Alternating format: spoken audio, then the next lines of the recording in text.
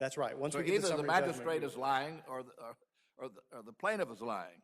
Well, you know you better run to the hills and the convents, with a hair-raising goosebumps. You can feel the man coming.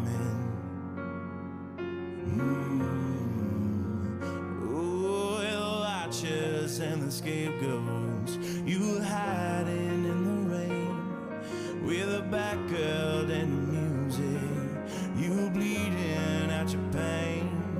Oh, where you think you're gonna run to when the man is you? We'll begin with Colburn versus Odom. They're coming down and they're holding an initial appearance hearing. They're skipping the probable cause determination and telling these folks, you're charged with X, Y, and Z, and I'm going to set your bail in this amount. I understand, counsel, that it's not in the record.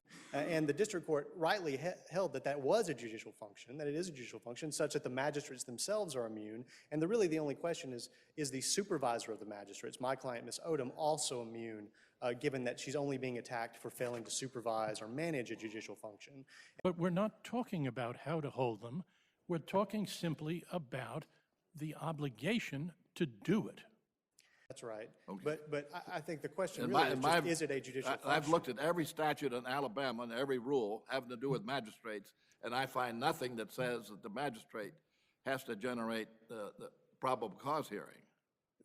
That's right. But I mean, You've got to have the policeman come, whoever has the evidence. Yeah, they have to be informed that there's someone that they need to hold a hearing for. But I think the real question is whether the holding the hearing and doing this, of finding probable cause or not, is a judicial function.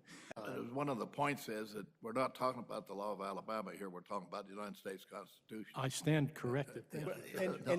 And if I may respond, One other thing, the law of Alabama is that in the initial appearance, if bail is set, then the requirement for a 48-hour preliminary hearing is dissipated.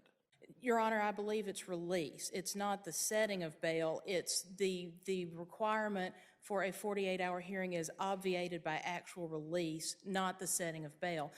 Now, we can take judicial notice that they did file the Huddleston lawsuit. And in that lawsuit, they charged Huddleston and the sheriff with the obligation of the executive branch of bringing these people to the magistrate judge for a preliminary hearing.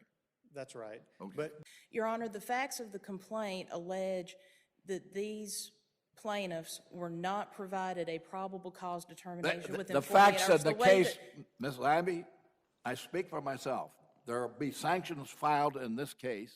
As a matter of fact, the complaints that were made ultimately were on Huddleston's testimony, and there wasn't a preliminary hearing.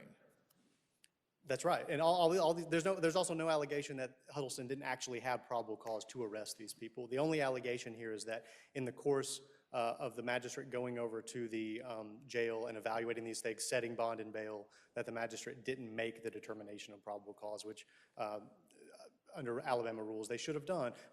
The claim here, if there really is a claim ultimately, is a different kind of supervision. It's a supervision not in the performance of what, for the sake of my question, I'll assume is a judicial function by the magistrates of determining whether the evidence makes out a case of probable cause. It is rather supervision of the function of moving to that step of what the magistrates do. And part of the problem, Justice Kaplan, since you're from New York, part of the problem here is that the clerk's office had a policy and practice, and that's pled in the complaint, of not creating a case number until the arresting officer provided the complaint paperwork that was alleged to support probable cause. And in these cases, sometimes months would pass before the arresting officer would submit his paperwork, and therefore there was no case number in which these folks could challenge the unduly highly set bail that was set indeed at an initial Couldn't they have appearance, filed but that's habeas? distinct from probable cause determination. Couldn't they have filed habeas?